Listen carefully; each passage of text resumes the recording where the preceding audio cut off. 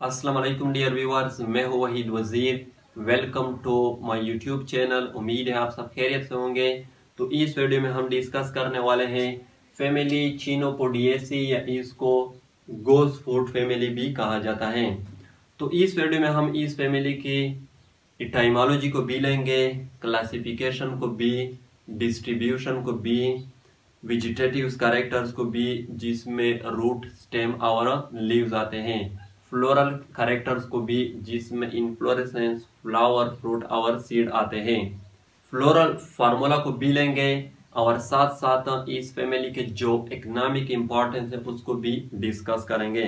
तो पहले हम लेते हैं इटाइमोलॉजी को। इटाइमोलॉजी का मतलब है काज ऑफ नेम, यानी इस फैमिली को ये नाम क्यों दिए हैं। तो पहले हम लेते हैं कि इस फैमिली को चिनोपोडिएसी का नाम क्यों दिया है। तो इस फैमिली का जो टिपिकल जेनस है वो है चिनोपोडियम, इसलिए इस फैमिली को चिनोपोडिएसी फैमिली का नाम दिया है। टिपिकल जेनस का मतलब है फेमस जेनस, यानी वो जेनस जिसकी वजह से कंप्लीट प्लांट फैमिली जानी जाती है। हमारे यहाँ भी इस तरह होता है, हर फैमिली में एक फेमस बंदा होता है जिसकी वजह से कंप्लीट फैमिली जानी जाती है। तो चिनोपोडिएसी का नाम जो है वो चिनोपोडियम की वजह से दिया है। गोस फूड फैमिली का नाम क्यों दिया है? याद रखे, गोस जो है ये एक बर्ड है, एक परिंदा है, और फूड का मतलब है पाव। तो इस फैमिली के जो मेंबर्स होते हैं उसके जो लीव्स होते हैं वो गोस फूड की तरह होते हैं। ये जो परिंदा है इसके पाव की तरह होते हैं, इसलिए इसको गोस फूड फैमिली का नाम भी दिया है। तो ये हुई इटाइमोलॉजी। अब आते हैं क्लासिफिकेशन की तरफ। तो फैमिली चिनोपोडिएसी आती है किंगडम प्लांटी में, ये आती है डिविजन स्पर्मेटोफाइट और फेनिरोगेम में। स्पर्मेटोफाइट और फेनिरोगेम कौन से प्लांट होते हैं? सीड प्रोड्यूसिंग प्लांट को हम स्पर्मेटोफाइट और फेनिरोगेम कहते हैं। ये फैमिली आती है सब डिवीजन एंजियोस्पर्म में। वो प्लांट्स जो सीड को प्रोड्यूस करते हैं और साथ साथ जो सीड होता है वो फ्रूट में भी इनक्लोज्ड होता है, तो उसको हम कहते हैं एंजियोस्पर्म। ये फैमिली आती है क्लास डाइकोटिलीडन में। वो प्लांट्स जिसकी जो सीड होती है वो टुकोटिलीडन पर मुश्तमिल हो उसको फिर हम कहते हैं डाइकोटिलीडन। अब यहाँ पर ये नोट कर ले, ये जो फैमिली है चिनोपोडिएसी ये एक्चुअली सब फैमिली है कैरियोफाइलेसी की, इसलिए ये आती है ऑर्डर कैरियोफिलेल्स में, और फैमिली तो चिनोपोडिएसी है। ये हुई क्लासिफिकेशन। अब आते हैं number of genera and species की तरफ। तो इस फैमिली में टोटल 102 यानी 102 जेनरा है एंड 1400 यानी 1400 स्पीशीज हैं। डिस्ट्रीब्यूशन की बात करते हैं तो इस फैमिली में मेजॉरिटी हेलोफाइट्स प्लांट्स हैं। हेलोफाइट्स प्लांट्स वो प्लांट्स होते हैं जो साल्टेड एरिया में पाए जाते हैं। तो इस फैमिली में मेजॉरिटी हेलोफाइट्स प्लांट्स हैं, इसलिए आप लोगों को इसके जो मेंबर्स हैं वो मिलेंगे सी शोर पर यानी समंदर के किनारे पर, या सेलिन प्लेसेस में। सेलिन प्लेसेस वो प्लेसेस होते हैं जहाँ पर साल्ट की कंसंट्रेशन ज्यादा होती है। और इस फैमिली में बाज ऐसे मेंबर्स भी है जो जीरोफिटिक हैं। जीरोफिटिक का मतलब कि जो डेजर्ट एरिया में पाए जाते हैं जहाँ पर वाटर की इंतहाई कमी होती है, तो उसमें फिर जीरोफिटिक कैरेक्टरिस्टिक होते हैं, लेकिन मेजॉरिटी जो है वो हेलोफाइट्स हैं। वेजिटेटिव्स कैरेक्टर्स की बात करते हैं तो इसमें पहले आता है हैबिट। इस फैमिली में मोस्टली हर्ब है, रेयरली श्रब है एंड ट्री है। यानी इस फैमिली में ज्यादातर आप लोगों को हर्ब मिलेंगे, श्रब और ट्री की जो तादाद होगी वो इंतहाई कम होगी। इस फैमिली के बाद जो मेंबर है यानी मेजॉरिटी मेंबर जो है एनुअल है और कुछ जो है वो पेरेनियल हैं। एनुअल एंड पेरेनियल का क्या मतलब है? वो प्लांट्स जिसकी लाइफ साइकिल जो है वो विद इन 1 ईयर में कंप्लीट होती है उसको हम कहते हैं एनुअल। और वो प्लांट जिसकी लाइफ साइकिल जो है वो मोर देन 2 ईयर्स होती है, यानी कि 2 साल से ज्यादा होती है, तो उसको फिर हम कहते हैं पेरेनियल। तो इस फैमिली में मोस्टली एनुअल है, कुछ ऐसे मेंबर है जो पेरेनियल है। सेकंड नंबर पर है रूट। तो जो रूट होंगे वो टेप रूट होंगे। टेप रूट को हम एक्चुअल रूट भी कहते हैं, ट्रू रूट भी कहते हैं, क्योंकि ये डायरेक्टली सीड से अराइज होते हैं। ब्रांच होते हैं। ब्रांच इसलिए होते हैं क्योंकि ये प्राइमरी, सेकेंडरी और टर्शियरी रूट पर मुश्तमिल होते हैं, यानी कि इस तरह। फॉर एग्जांपल ये प्राइमरी रूट है, तो इससे फर्दर रूट जो है वो अराइज हो जाते हैं, जिसको हम कहते हैं सेकेंडरी रूट।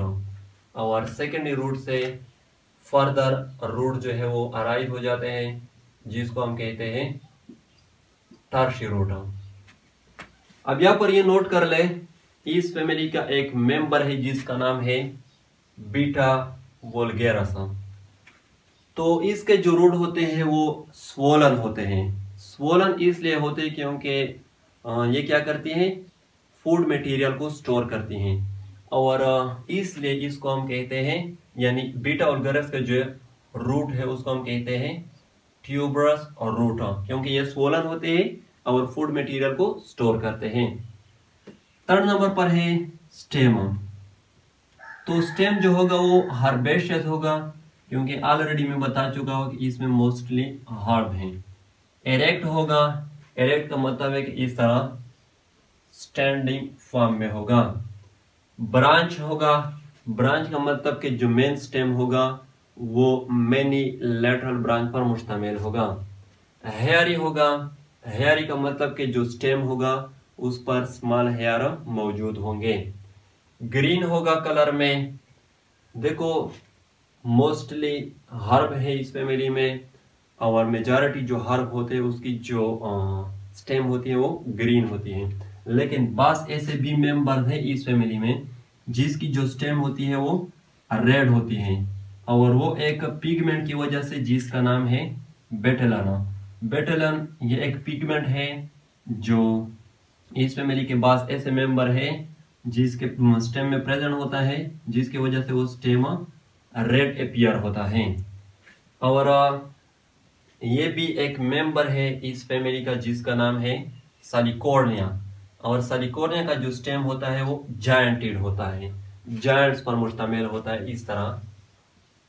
फॉर एग्जांपल ये स्टेम है तो इस पर इस तरह जायंट जो है वो मौजूद होते हैं, जिसको हम कहते हैं जायंटेड स्टेम।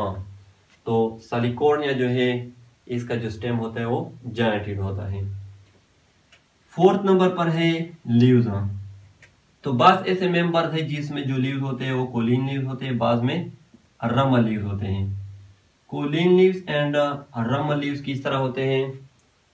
देखो अगर लीव्स जो है वो डायरेक्टली मेन स्टेम से अराइज हुए हैं तो उसको फिर हम कहते हैं कोलिन लीव्स, यानी इस तरह। फॉर एग्जांपल ये मेन स्टेम है जिस पर ये सपोज कर लेके नोड जो है वो प्रेजेंट है। इस स्टेम से ये लीव्स डायरेक्टली अराइज हुए हैं तो इसको फिर हम कहते हैं कोलिन लीव्स। और रमल लीव्स किसको कहते हैं? जब लीव्स ब्रांच से अराइज हो जाए तो उसको फिर हम कहते हैं रमल लीव्स। फॉर एग्जांपल ये स्टेम है, ये इससे ब्रांच अराइज हुए हैं, और इस ब्रांच से लीव्स जो है वो अराइज हुए हैं, तो इस लीव्स को फिर हम कहते हैं रमल लीव्स। जो लीव्स होंगे वो सिंपल्स होंगे। सिंपल्स का मतलब हो कि सिंगल लेमिना पर मुश्तमिल होंगे इस तरह। अब ये जो लीफ है ये सिंगल लेमिना पर मुश्तमिल है, तो इसको हम कहते हैं सिंपल लीफ। पेट्यूलेट होंगे। पेट्यूलेट का मतलब कि स्टाक या पेट्यूल जो है वो मौजूद होगा। यहाँ पर ये स्टाक या पेट्यूल जो ये मौजूद है, तो इस तरह लीफ को फिर हम कहते हैं पेट्यूलेट लीफ। स्टेप्यूलेट्स होंगे। स्टेप्यूलेट का मतलब कि स्टेप्यूल जो होंगे वो एब्सेंट होंगे, वो मौजूद नहीं होंगे।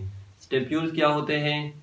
जो मेन लीफ होती है उसके बेस में लीफ लाइक स्ट्रक्चर मौजूद होते हैं, जिसको हम कहते हैं स्टेप्यूल। यानी इस तरह, फॉर एग्जांपल ये स्टेम है, इससे ये लीफ अराइज हुई है, तो इसके बेस में इस तरह लीफ लाइक का स्ट्रक्चर जो मौजूद होते हैं, जिसको हम कहते हैं स्टेप्यूल। अब अगर किसी लीफ में ये स्टेप्यूल मौजूद है तो उसको फिर हम कहते हैं स्टेप्यूलेट लीफ। और अगर किसी लीफ में ये स्टेप्यूल मौजूद नहीं है तो उसको फिर हम कहते हैं एक्सा स्टेप्यूलेट लीफ। और इस फैमिली के जो लीफ होते हैं वो एक्सा स्टेप्यूलेट होते हैं, मतलब के जो स्टेप्यूल्स होते हैं वो एब्सेंट होते हैं। अल्टरनेट होते हैं। अल्टरनेट का क्या मतलब है?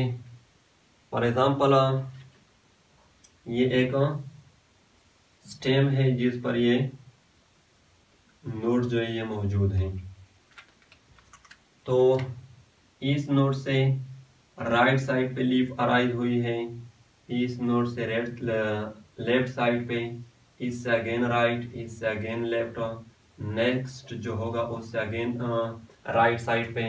तो इस तरह अरेंजमेंट को हम कहते हैं अल्टरनेट अरेंजमेंट। तो इस फैमिली में अल्टरनेट अरेंजमेंट होती है। जो वेनेशन होगी वो रेटिकुलेट वेनेशन होगी। रेटिकुलेट वेनेशन किस तरह होती है? जब लीफ लेमिना में वेन जो है वो नेटवर्क फॉर्म में अरेंज हुए हो, पैरेलल अरेंजमेंट ना हो, तो उसको फिर हम कहते हैं रेटिकुलेट वेनेशन। लेकिन रेटिकुलेट वेनेशन के भी 2 टाइप हैं। एक को हम कहते हैं यूनिका स्टेट और दूसरे को हम कहते हैं मल्टिका स्टेट। तो इस फैमिली में जो वेनेशन है वो यूनिका स्टेट रेटिकुलेट वेनेशन है। यूनिका स्टेट का क्या मतलब है? जब leaf lamina single main vena या मिड ड्रिप पर मुश्तमिल हो तो उसको फिर हम कहते हैं यूनिका स्टेट। यानी इस तरह, फॉर एग्जांपल ये लीफ लेमिना जो है ये सिंगल मेन वेन पर मुश्तमिल है, तो इस तरह वेनेशन को फिर हम कहते हैं यूनिका स्टेट। और इससे फर्दर वेन जो है वो अराइज हो जाते हैं, इससे फर्दर वेन इस तरह और नेटवर्क जो है वो बना लेते हैं। तो इसमें भी यूनिका स्टेट रेटिकुलेट वेनेशन होती है। तो ये थे वेजिटेटिव कैरेक्टर। अब हम आते हैं फ्लोरल कैरेक्टर्स की तरफ। तो फ्लोरल कैरेक्टर में पहले आता है इनफ्लोरेसेंस। तो इस फैमिली में जो इनफ्लोरेसेंस है वो सायमोस इनफ्लोरेसेंस है। सायमोस इनफ्लोरेसेंस किस तरह होता है? सपोज कर ले के ये पेडंकल है जिस पर ये 1 2 3 4 फ्लावर डिवेलप हुए हैं। अब यहाँ पर हम ये सपोज कर लेते हैं कि ये फ्लावर पहले डिवेलप हुआ है, सेकंड नंबर पर ये, थर्ड नंबर पर ये और फोर्थ नंबर पर ये, मतलब कि ये ओल्डेस्ट फ्लावर है और ये न्यूएस्ट फ्लावर है। अब यहाँ पर oldest flower at the top है और newest flower at the bottom है। तो इस तरह इनफ्लोरेसेंस को फिर हम कहते हैं सायमोस इनफ्लोरेसेंस। तो सेकंड नंबर पर है फ्लावरा। तो इस फैमिली के पास ऐसे मेंबर्स होते हैं जिसके जो फ्लावर होते हैं वो पेडिसिलेट होते हैं। पेडिसिलेट का मतलब कि पेडिसल और स्टॉक जो है वो मौजूद होता है। बस ऐसे मेंबर्स होते हैं जिसके जो फ्लावर होते हैं वो सिसाइल होते हैं। सिसाइल का मतलब कि पेडिसल और स्टॉक जो है वो एब्सेंट होता है। इस फैमिली के पास ऐसे मेंबर है जिसके जो फ्लावर होते हैं वो ब्रैक्टिएड होते हैं। ब्रैक्टिएड का मतलब कि ब्रैक्ट जो है वो प्रेजेंट होता है। और बस ऐसे मेंबर्स होते हैं जिसके जो फ्लावर होते हैं वो इब्रैक्टिएड होते हैं। इब्रैक्टिएड का मतलब कि जो ब्रैक्ट होता है वो एब्सेंट होता है। ब्रैक्ट क्या होता है? ब्रैक्ट मॉडिफाइड और स्पेशलाइज्ड लीफ होती है जिसके एक्सल से फ्लावर जो है वो अराइज होता है। जैसे कि यहाँ पर ये जो लीफ लाइक स्ट्रक्चर है जिसके एक्सल से ये फ्लावर अराइज हुआ है, तो इसको फिर हम कहते हैं ब्रैक्ट। अब अगर किसी फ्लावर में ये ब्रैक्ट मौजूद है तो उसको फिर हम कहते हैं ब्रैक्टिएड फ्लावर। और अगर किसी फ्लावर में ये ब्रैक्ट एब्सेंट है तो उसको फिर हम कहते हैं इब्रैक्टिएड फ्लावर। तो इस फैमिली के जो मेंबर्स होते हैं बाज ब्रैक्टिएड होते हैं, बाज इब्रैक्टिएड होते हैं। अब यहाँ पर ये नोट कर लें, अगर किसी फ्लावर में ब्रैक्ट जो है वो मौजूद है तो ब्रैक्ट को हम फ्लोरल डायग्राम में कहाँ पर रिप्रेजेंट करते हैं? ब्रैक्ट को हम हमेशा फ्लोरल डायग्राम के नीचे इस तरह स्ट्रक्चर से रिप्रेजेंट करते हैं। और अगर इब्रैक्टिएड फ्लावर है यानी ब्रैक्ट जो है वो एब्सेंट है तो फिर ये जो स्ट्रक्चर है इसको हम ड्रा नहीं करते फ्लोरल डायग्राम में। जो फ्लावर होते हैं इस फैमिली के वो इनकम्प्लीट होते हैं। इनकम्प्लीट इसलिए होते हैं इसमें सेपल और पेटल जो एब्सेंट होते हैं। बस ऐसे मेंबर्स होते हैं इस फैमिली के जिसके जो फ्लावर होते हैं वो बाइसेक्सुअल होते हैं। बाइसेक्सुअल का मतलब के स्टेमन एंड पिस्टल यानी जो मेल रिप्रोडक्टिव पार्ट है और फीमेल रिप्रोडक्टिव पार्ट है वो दोनों प्रेजेंट होते हैं। और इस फैमिली के पास ऐसे मेंबर्स है जिसके जो फ्लावर होते हैं वो यूनिसेक्सुअल होते हैं। यूनिसेक्सुअल का मतलब के या सिर्फ स्टेमन मौजूद होगा यानी जो मेल रिप्रोडक्टिव पार्ट है, या सिर्फ पिस्टल मौजूद होगी यानी जो फीमेल रिप्रोडक्टिव पार्ट है। अगर सिर्फ स्टेमन मौजूद है तो फिर वो मेल फ्लावर होगा, स्टेमिनेट फ्लावर होगा। और अगर सिर्फ पिस्टल मौजूद है तो फिर वो फीमेल फ्लावर होगी, पिस्टिलेट फ्लावर होगी। जो फ्लावर होते हैं वो एक्टिनोमॉर्फिक होते हैं। एक्टिनोमॉर्फिक फ्लावर हम उस फ्लावर को कहते हैं जिसको हम किसी भी प्लेन से 2 इक्वल हिस्सों में डिवाइड कर सकते हैं। ये जो फ्लोरल डायग्राम है इससे हम एक्चुअली फ्लावर को रिप्रेजेंट करते हैं। तो इसको हम किसी भी प्लेन से 2 इक्वल हिस्सों में डिवाइड कर सकते हैं। जो फ्लावर होता है वो हाइपोगाइनस होता है। हाइपोगाइनस फ्लावर से क्या मुराद है? सपोज कर ले कि ये फ्लावर है, ये सेपल्स है, ये पेटल्स है, ये स्टेमन है और ये पिस्टल है। अब इस फ्लावर में ये सेपल, पेटल्स और स्टेमन ये बिलो द ओवेरी रिसेप्टेकल के साथ अटैच है। तो इस तरह फ्लावर को हम कहते हैं हाइपोगाइनस फ्लावर। और यहाँ पर ये भी नोट कर लें, ये जो सेपल्स, पेटल और स्टेमन है ये बिलो द ओवेरी रिसेप्टेकल के साथ अटैच है। तो इन तीनों को फिर हम कहते हैं इंफीरियर, और इस ओवेरी को हम कहते हैं सुपीरियर ओवेरी। लेकिन इस फैमिली में सेपल्स एंड पेटल्स एब्सेंट है तो यहाँ पर जो टेपल्स होंगे वो इंफीरियर होंगे। 3rd नंबर पर है पेरियंथम। पेरियंथम क्या होता है? देखो बस ऐसे फ्लावर होते हैं जिसमें सेपल्स एंड पेटल जो है वो सेम होते हैं, यानी उसको हम डिस्टिंग्विश नहीं कर सकते, डिफरेंशिएट नहीं कर सकते कि कौन सा सेपल है और कौन सा पेटल है। तो उस दौरान उसको हम फिर कलेक्टिवली कहते हैं पेरियंथम। तो जैसे कि पहले मैंने कहा कि इस फैमिली में सेपल एंड पेटल एब्सेंट होते हैं, एब्सेंट नहीं होते लेकिन हम इसको डिस्टिंग्विश नहीं कर सकते, फिर उसको हम कहते हैं पेरियंथम। अब यहाँ पर इसमें 5 टेपल्स होते हैं। टेपल्स क्या है? तो कैलेक्स की जो यूनिट है वो सेपल है, कोरोला की जो यूनिट है वो पेटल है, पेरियंथ की जो यूनिट है वो टेपल्स है। तो 5 टेपल्स हैं। यहाँ पर आप लोग देख सकते हैं ये 1 2 3 4 5 टेपल्स हैं। पॉलीफिलस हैं। पॉलीफिलस का मतलब कि ये जो 5 टेपल्स हैं ये एक दूसरे से फ्री है, एक दूसरे के साथ अटैच नहीं है, एक दूसरे के साथ फ्यूज्ड नहीं है। यहाँ पर ये इसके जो मार्जिन है ये एक दूसरे से फ्री है, इसमें स्पेस और डिस्टेंस जो ये मौजूद है। तो इस तरह कंडीशन को फिर हम कहते हैं पॉलीफिलस। सेपलाइड है। सेपलाइड का मतलब कि ये जो टेपल्स हैं ये कलर में ग्रीन होते हैं लाइक सेपल्स। तो जब सेपल्स लाइक होते हैं तो उसको फिर हम कहते हैं सेपलाइड। इंफीरियर होते हैं। इंफीरियर मैं वहां पर बता चुका हूँ, इंफीरियर का मतलब के फ्लावर में ये ओवेरी के बिलो रिसेप्टेकल के साथ अटैच होंगे। इम्ब्रिकेट एस्टिवेशन है। तो पहले तो एस्टिवेशन क्या होता है? द अरेंजमेंट ऑफ सेपल्स और petals in a flower is called aestivation. यानी फ्लावर में सेपल्स और पेटल्स की जो अरेंजमेंट होती है उसको हम कहते हैं एस्टिवेशन। लेकिन यहाँ पर तो टेपल्स हैं, तो the arrangement of tepals in a flower is called aestivation. यानी फ्लावर में टेपल्स की जो अरेंजमेंट होती है उसको हम कहते हैं एस्टिवेशन। तो इम्ब्रिकेट एस्टिवेशन किस तरह होता है? यहाँ पर टोटल 5 टेपल्स हैं। तो इन 5 में से ये जो रेड कलर से मैंने शो किए हैं ये कंप्लीटली आउटसाइड है। कंप्लीटली आउटसाइड का मतलब कि इसकी ये मार्जिन भी आउटसाइड है और ये मार्जिन भी आउटसाइड है। इस तरह इसकी ये मार्जिन भी आउटसाइड है और ये मार्जिन भी आउटसाइड है। और ये जो ब्लू कलर से मैंने शो किए ये कंप्लीटली इनसाइड है, यानी इसकी ये मार्जिन भी इनसाइड है और ये मार्जिन भी इनसाइड है। इस तरह इसकी ये मार्जिन भी इनसाइड है और ये मार्जिन भी इनसाइड है। और ये जो लास्ट वन है जो ब्लैक कलर से मैंने शो किया है इसकी ये मार्जिन इनसाइड है और ये मार्जिन आउटसाइड है।